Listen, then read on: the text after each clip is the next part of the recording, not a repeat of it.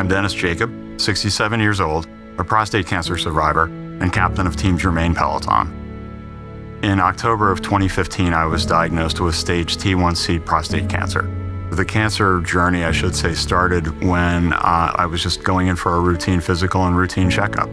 We did a PSA test, and that PSA test came back fairly high. And so that prompted my physician to recommend that I go see a urologist. And much to my surprise, I was diagnosed with cancer a few weeks later.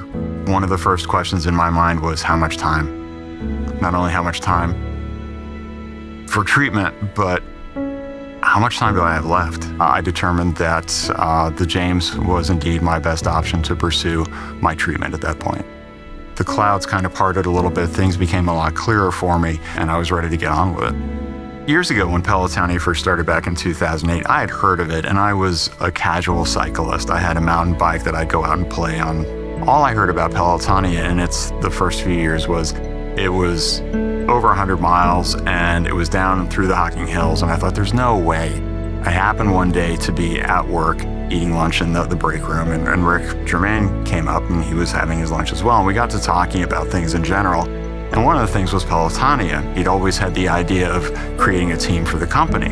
A few days later, he sent out the email that he was officially launching this, and I was, I think, the first one to respond, yes, I'm in, let's do this.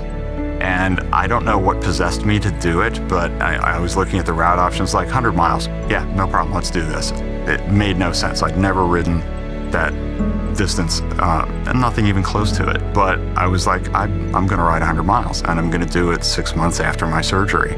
Nothing pointed to my ability to do that. I just thought, let's do this. And that's really one of the major things that motivated me to work my way through my recovery. I really used that as a focal point and a goal to get out there and reclaim my life and move on from this disease.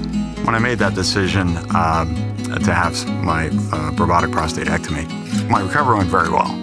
I was able to, in a short amount of time, start training for my 100-mile ride, and then I did it. So when I crossed the finish line in Gambier for the first time, there was a lot of pride.